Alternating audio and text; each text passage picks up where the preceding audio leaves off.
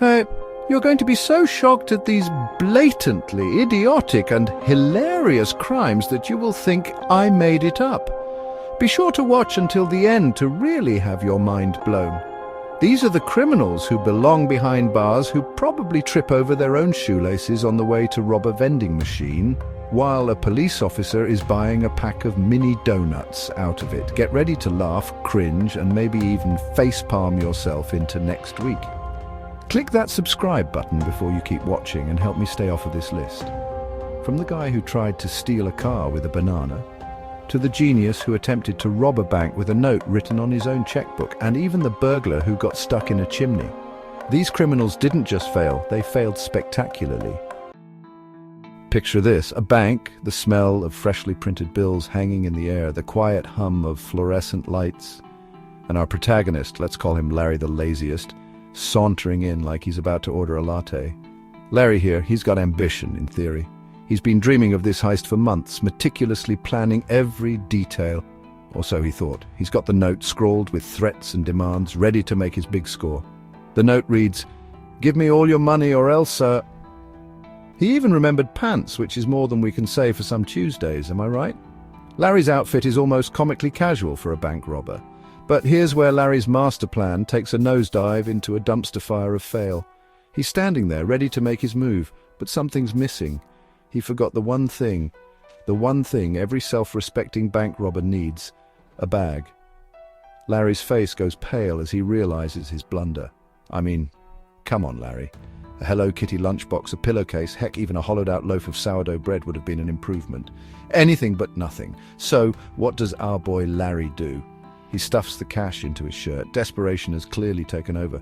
Yes, you heard that right. His shirt, like it's some kind of reverse washing machine of crime. The sight is almost too ridiculous to believe. Needless to say, Larry didn't make it very far. His shirt, now bulging with cash, makes running an awkward spectacle. I'm talking about a radius of, maybe 5 parking spaces before the cops swooped in, probably while laughing. Larry's escape attempt is over before it even begins. The judge gave Larry 5 years in prison, his dreams of a quick score shattered in an instant. 5 years to think about the importance of reusable shopping bags. Sad. Our next genius? The Facebook fugitive. This guy, let's call him Freddy the follow-back fiend, was already on the run from the fuzz. Maybe he stole a pack of gum, maybe he jaywalked with excessive swagger, who knows? But Freddy's rap sheet was longer than a CVS receipt. Point is, Freddy was a wanted man. He had a knack for petty crimes, from shoplifting to vandalism. Now you'd think a life on the lam would involve laying low, right? Disappearing into the digital ether, maybe becoming one with the wilderness. Changing your name to something inconspicuous like Phil, not Freddy. Freddy craved likes, he thirsted for comments, he yearned for the sweet validation of internet strangers. So what does Freddy do? He logs onto Facebook, the digital equivalent of shouting your whereabouts from a rooftop with a megaphone made of bacon. And he posts an update, not just any update, mind you, but a detailed account of his escape, complete with selfies by the pool at his hideout. Hashtag living my best life, hashtag sorry not sorry, hashtag catch me if you can. The cops didn't even need to leave the station. They just sent Freddy a friend request, waited for him to accept because, let's be real, Freddy couldn't resist, and then showed up at his door with a side of told you so. 3 years in the clink for Freddy, 3 years to work on his privacy settings. Ouch. Freddy's story is a cautionary tale for all would-be criminals. Think before you post. This the tale of Sammy the selfie snatcher, a man whose love for his own image led to his downfall. Sammy, you see, had sticky fingers, the kind that couldn't resist the allure of an unattended smartphone. One fateful day, he struck, swiping a phone, probably imagining the treasure trove of embarrassing selfies and unfinished drafts of angry Yelp reviews he'd uncover. Little did Sammy know he'd just volunteered for the world's shortest and most ironic game of Guess Who. Because, you see, Sammy wasn't content with just stealing the phone. Oh no, he had to document his triumph. He snapped selfie after selfie, flashing peace signs, duck lips, the whole 9 yards. He even attempted a sultry smolder, which, let's be honest, probably ended up looking more like he smelled something funky. The kicker, the phone was set to automatically upload photos to the cloud, so while Sammy was busy practicing his best Blue Steel impression, he was also unknowingly uploading his own mugshot collection directly to the victim's account. The police had a good laugh when they saw the photos. 2-year prison sentence for Sammy. 2 years to perfect his non-incriminating selfie angles. Amateur.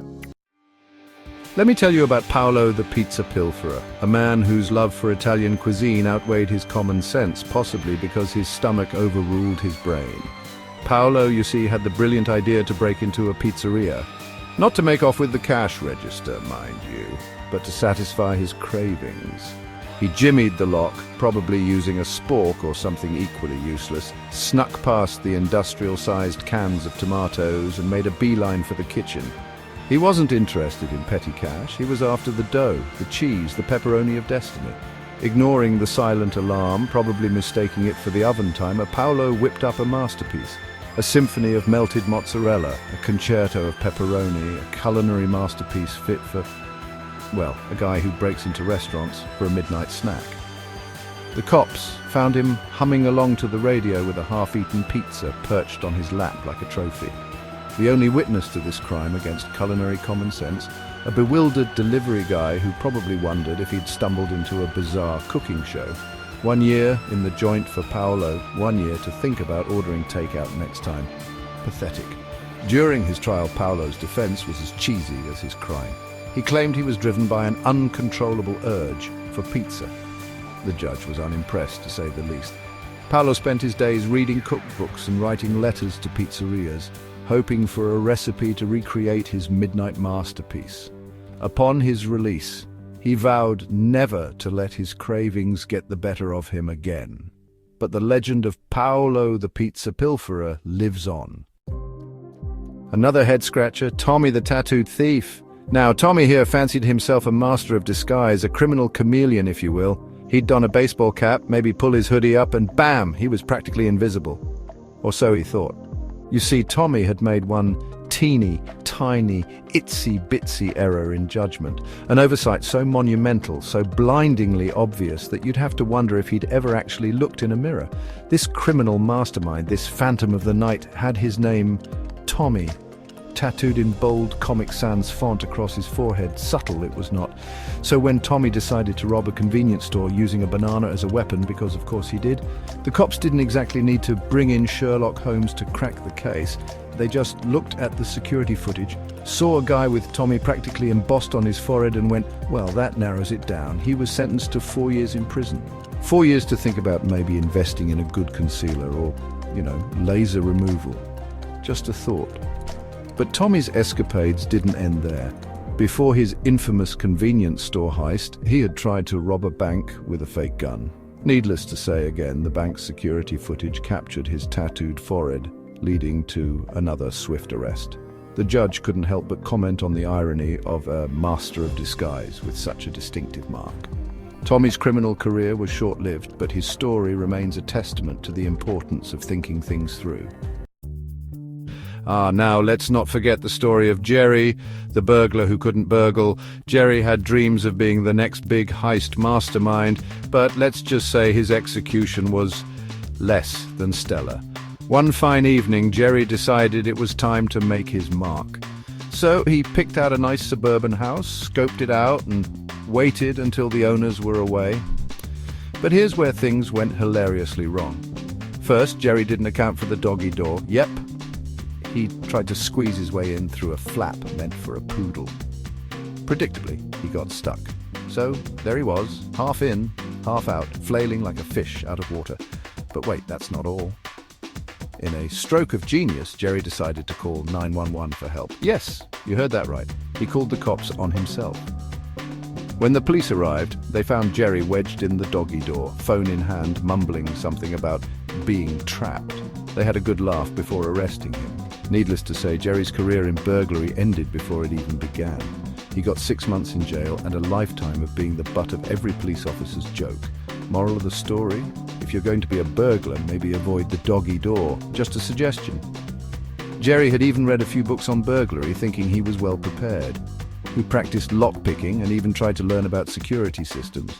But clearly, his practical skills were lacking. Jerry's meticulous planning didn't account for the simplest of obstacles.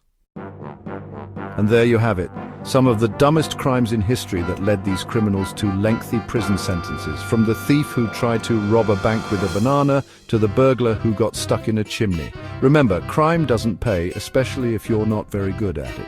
Stay smart, stay safe, smash the like button, and see you next time. Leave a comment and let us know the most insane crime you've heard of or witnessed.